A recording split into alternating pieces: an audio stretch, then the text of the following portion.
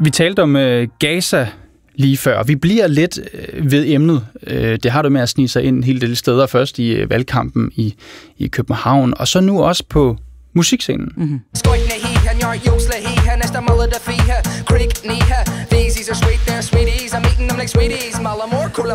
Ja, en irsk rap-duo, der pludselig er blevet meget mere kendt, tror jeg, end de plejede at være. Der har været meget snak om Kneecap, som jo altså gav koncert i Vega i går, fordi at, de er jo blevet citeret for at sige meget opsigtsvækkende ting, som dræb din politiker, fuck Israel. En af medlemmerne fik også en terrorsigtelse i maj måned, fordi at man blandt andet havde et Hizbollah-flag med på scenen. Ja, han havde råbt op Hamas, op Hizbollah. Præcis. På scenen.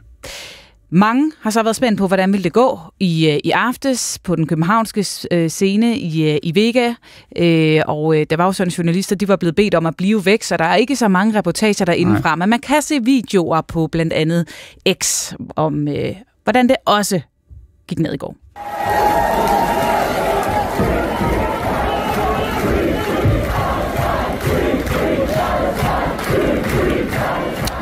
Ja, Free Palestine bliver der råbt. Ja, man kan se billeder af, der er i hvert fald en af dem, der er på scenen med et stort flag. Man kan også se flag, der hænger ned fra de her balkoner i Vega, og som bliver viftet med. Og vi havde jo også vores kollega derinde for at tale med nogle af koncertgængerne. Han mødte blandt andet irske Christine Newman. At være ir er grundlæggende at være politisk. Kneecap er politisk.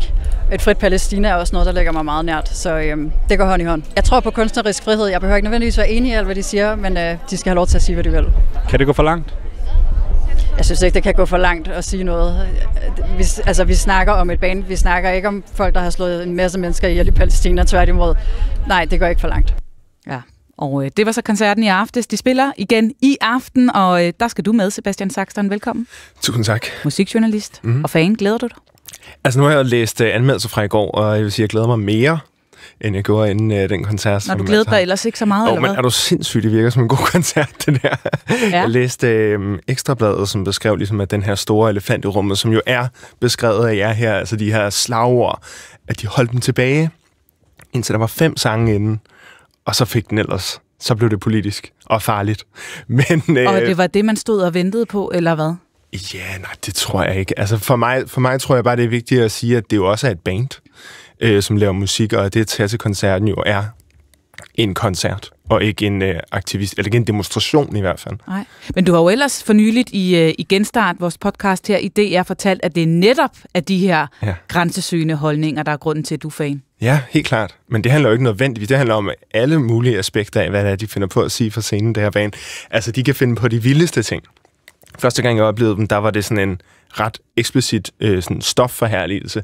Det handlede om. Og selvfølgelig de her irske budskaber også. Senere hen er det blevet meget palæstinensiske budskaber, pro-palæstinensiske budskaber, blandet ind i det hele. Så selvom det selvfølgelig er nærliggende at gøre det meget sort-hvidt, det er det her, du får, når du tager til en Kneecap-koncert, så er der også rigtig meget uforudsigelighed. Ja, og det kan noget, det der uforudsigelighed. Men spørgsmålet er jo også, hvornår det kommer over, fordi uforudsigelighed, det kan selvfølgelig være godt og spændende, men der er jo de her episoder, som vi også har beskrevet indledningsvis, altså op Hamas, op Hizbollah, den her terrorsigtelse. Det har de taget afstand fra sidenhen, de har også undskyld for det, men er det også noget, der gør Kneecap fede og interessante, at man er gået så langt, synes du? Det tror jeg faktisk ikke, det er. Altså, jeg forstår godt, du spørger, fordi det selvfølgelig er i øjenfaldene, når der er en terrorsigtelse hængende over hovedet på bandet, og så er det selvfølgelig nærliggende at fokusere på det, men bandet er meget mere end det, og de budskaber, som har været lovlige, som de har stået bag, blandt andet på Coachella, hvor det hele ligesom startede for denne her gruppe, jamen de har jo været opsigtsvækkende og grund til at holde af dem. Grund til at holde af dem. Der er nok mange, der får morgenkaffen galt i halsen over, at man kan holde af et band, som har støttet terrororganisationer. Jamen det forstår jeg godt. Hvordan kan du det? Jamen altså, nu er musik jo altså heldigvis en flygtig størrelse. Man kan jo selv bestemme, hvornår man er fan, og hvornår det er, at man synes, det er for meget. De er jo ikke blevet dømt for noget endnu. Og det kan jo være, at når den dom den kommer, så kunne det jo være, at jeg vil ændre holdning. Og måske vil du det? Men det ved man jo ikke. Det er jo, altså den åbenlyse sammenligning for mig er jo alle mulige andre sager, hvor musikere de har stillet sig op, og for eksempel Live in Neverland-dokumentar med Michael Jackson er jo et godt eksempel på, at man selv har mærket efter, at det her noget, man har lyst til at støtte efterfølgende. Sådan er det også med NICAP. Ja, og man må jo sige, at du er ikke den eneste, som synes, at de er interessant at komme ind og høre live. De er udsolgt, de 2 koncerter i Vega. Vi skal lige høre fra endnu en, som var med til koncerten i går, Bo Stefan Andersen. Han er medlem af den gruppe, der hedder Internationale Socialister, og han var mødt op i køen for at vise sympati med NICAPs politiske holdninger og dele flyers ud om Palæstina. Vi har skrevet nogle ord på en løbeseddel, og vi har lidt skilte med og sådan, og så taler vi med folk i køen her, og de her løbesedler, det bliver revet væk. Jeg tror mange, de med det samme kan se, hvad det er, vi står for, og er meget enige. Ja, når du tager med til den her koncert i aften, Sebastian Saxton, er det så fordi, du også sympatiserer med NICAPs holdninger, eller er det her uforudsigelige? Altså, jeg sympatiserer med deres musik, og det deres musik, den kommer fra. Det sympatiserer for. Og nogle gange går de 2 ting ret meget hånd i hånd. Det vil jeg gerne medgive, i hvert fald med NICAP, som jo er et politisk band.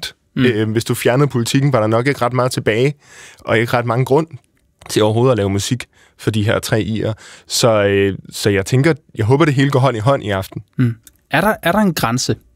Måske også bare for dig, Sebastian Saxton, for du siger, er det dommen, der vil være grænsen, eller var det noget, hvad kunne de sige, som vil få dig til at tænke, så kan jeg faktisk ikke få mig selv til at tænde og se det? For eksempel, når de forherliger en terrororganisation som Hizbollah, så får det mig til at tænke, gad videre om det her, det er et bane, som jeg har lyst til at støtte.